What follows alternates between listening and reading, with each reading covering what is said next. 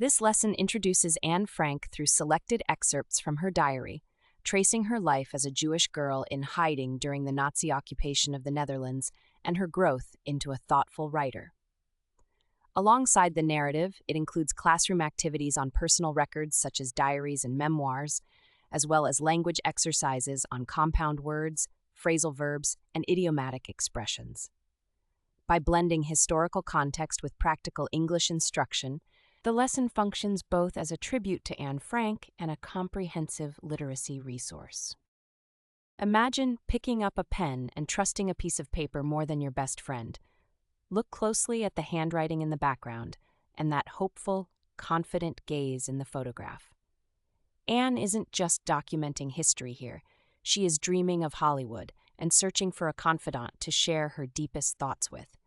She sees herself not as a victim, but as a girl with a future, wishing to freeze that moment of beauty forever. This reminds us that before she became a symbol, she was a teenager with big dreams, just like anyone else.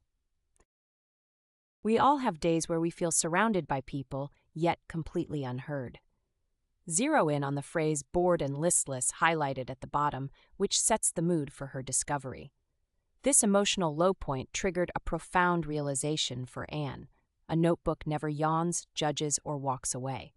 It explains why she viewed writing not as a chore, but as a psychological necessity. Recognizing this motivation helps us understand why she treated an inanimate object as her soulmate. You can be in a crowded room and still feel like you are on a deserted island. Contrast the happy family portrait on the left with the locked padlock inside the thought bubble on the right. Even with 30 friends and a loving family, Anne felt a barrier that kept her conversations stuck on ordinary, surface-level topics.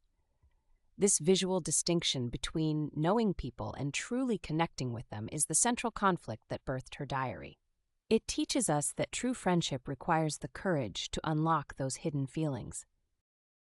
Every story needs a setting, and Anne's begins with a family on the move. Trace the dotted line on the map showing the migration from Frankfurt to Amsterdam, highlighting their search for safety. The image of the family tree anchors her identity, while the anecdote about being a birthday present hints at her playful relationship with her sister. Being plunked down on a table sounds funny, but it underlines her role as the younger, perhaps less serious sibling.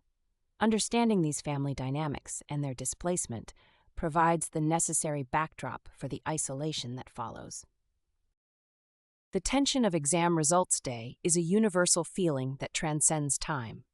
Observe the nervous expressions in the classroom and the boys betting their holiday savings in the corner. The idiom, quaking in its boots, perfectly captures that collective trembling of students awaiting their fate from the teachers. Anne's confidence in everything but math adds a layer of relatability to her character. This scene humanizes the history, showing us that before the war defined her, Anne was just a student worried about grades. Some teachers demand silence, but some students are born to speak. Follow the arrows connecting the chatterbox icon to the stern, annoyed face of Mr. Keesing. This cycle of warning and punishment highlights a clash of personalities between a spirited girl and a teacher she calls an old fogey. The crossed-out notepad represents the teacher's attempt to stifle her nature through tedious essays. Analyzing this conflict reveals Anne's refusal to be silenced, a trait that defines her voice throughout the diary. A punishment can turn into a masterpiece if you use enough wit and logic. Look at the 3 light bulbs representing the progression of her arguments, leading to the final masterstroke.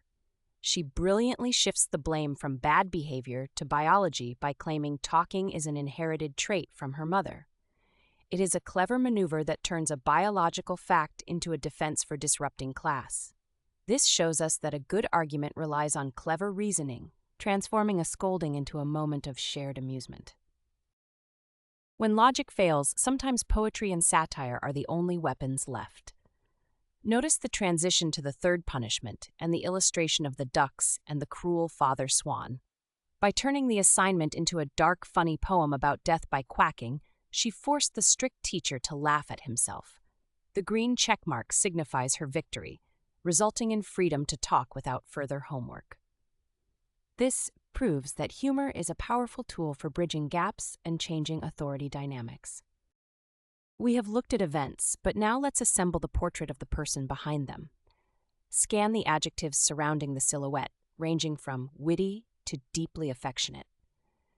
She wasn't just a chatterbox. She was a complex soul, capable of deep love for her grandmother and sharp psychological insight. Notice how inner solitude balances with sociable, showing the contradictions that make her human. Synthesizing these traits is essential for writing a character sketch that goes beyond surface-level descriptions.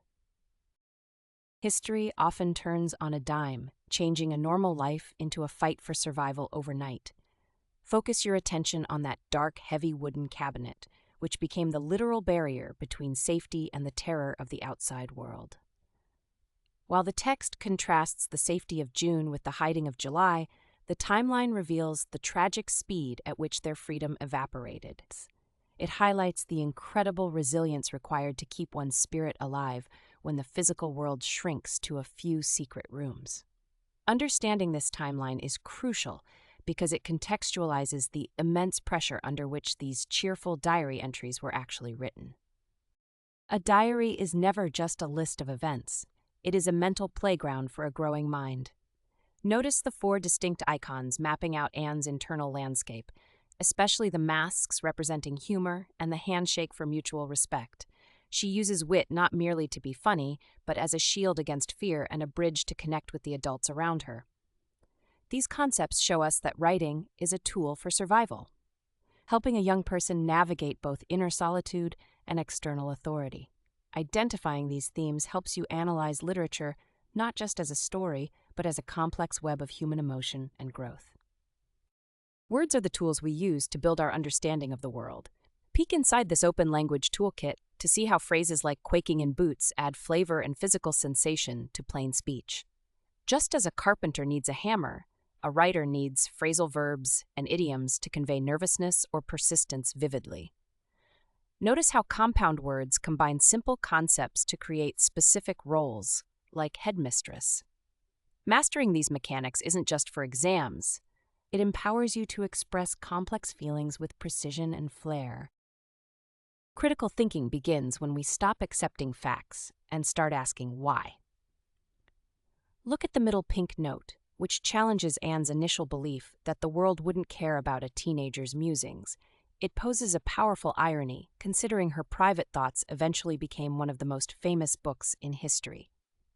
Meanwhile, the blue note invites you to consider why she needed to invent Kitty rather than writing to a real person. These questions push you to evaluate the text deeper, moving from simple comprehension to analyzing the author's intent and impact.